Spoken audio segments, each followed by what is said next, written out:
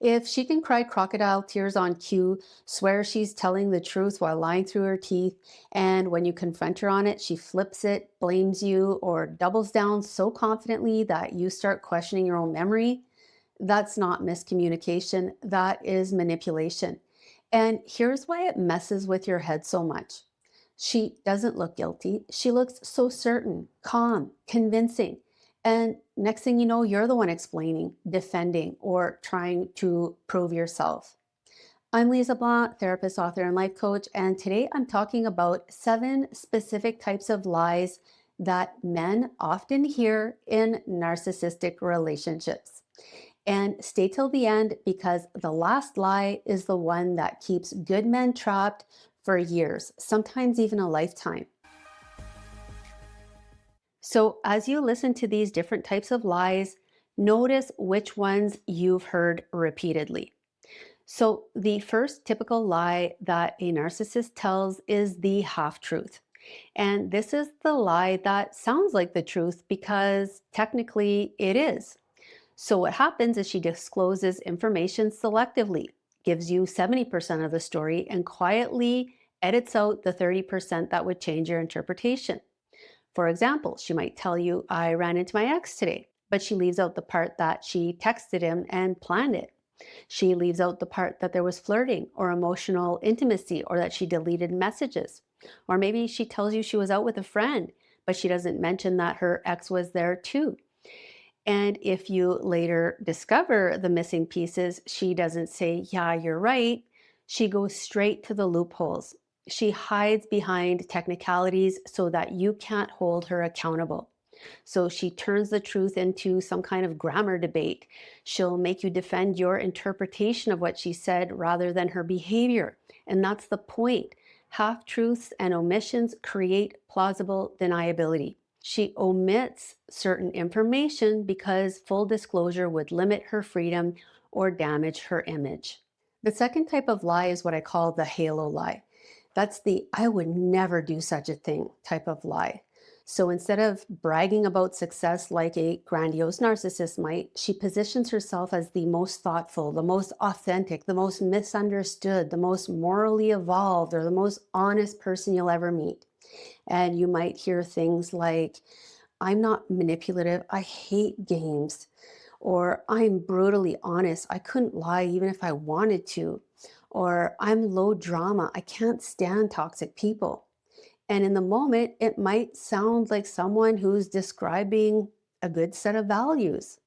And what she's trying to do is install a belief in your mind. She's trying to teach your brain to see her as the honest one, the loyal one, the emotionally mature one, so that later, when something feels off, when the flirting starts to happen, when the victim stories start to show up, when she twists the conversation, triangulates, or gives you the silent treatment, your brain hesitates because the halo is already in place.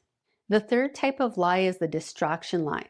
So sometimes a narcissist lies aren't about denying what happened. It's about making sure you never get to the truth. So maybe you bring up a specific issue. Why did you tell me you were home when you were actually out last night? And instead of answering the question, suddenly the conversation explodes into a completely different direction. Now you're hearing things like, why are you always accusing me? You don't trust me. I can't handle your insecurity. Or this is exactly why I can't tell you anything. You're so controlling. Or she pulls out a completely unrelated grievance out of her back pocket, says something like, funny you're bringing this up. What about the time you danced with that girl at the Christmas party, embarrassing me in front of all my friends? Now the conversation is no longer about what she did. It's about your tone. It's about your trust issues. It's about your insecurities, your past mistakes, your character. And suddenly you're defending yourself or trying to calm her down. And the original question that you asked, it disappears. That's the distraction lie. And this is strategic confusion. The goal isn't really to convince you of anything. The goal is to exhaust you. So you ask a direct question and you get a long circular explanation. You get blame shifting, definitions that change, timelines that blur, all kinds of distractions, and by the end, you're not even sure what you even asked in the first place. Fourth is the reality rewrite, and this is the lie that makes you question your own memory and your own perceptions. So at first, something just feels off. You remember what she said, you remember what happened, so you bring it up calmly. And suddenly the story changes, and she's saying something like, "You misunderstood me," or "You're remembering it wrong," or "You're twisting my words." So this is a type of selective amnesia. I don't remember that. And sometimes it escalates into things like, "You're paranoid, you're too sensitive, you're imagining things," or "That's because of your past trauma." Now the conversation isn't about what she did anymore. It's about whether your perception and memory can even be trusted. And that's the reality rewrite. The sixth lie is the isolation lie. And this is the one that gradually cuts you off from your support system. She'll say things like, "Your friend is obsessed with you," or "Your sister is jealous," or "Your coworker is talking bad about you." But it's triangulation. And she'll turn around maybe to them and say that you said things you didn't say, or change the context. She's planting seeds of doubt, and suddenly there's tension in your relationship. So maybe you pull back, you stop sharing, you stop trusting. And that's the isolation lie. Because if everyone looks unsafe, she becomes the only safe place for you to land, giving her more power and more control over you. The seventh lie is the false promises lie. And this one usually shows up when consequences are about to happen. You've finally had enough, you're pulling back, and suddenly you hear everything you've wanted to hear. "I'll change. I didn't realize how much I was hurting you. This will never happen again. I promise I'll go to therapy." And in that moment, it can feel sincere because she's emotional and convincing. But the promise isn't about transformation, it's about resetting the situation and the cycle. Once the pressure is gone, the behavior quietly returns. That's the false promise lie. And it's the lie that keeps good men trapped for years.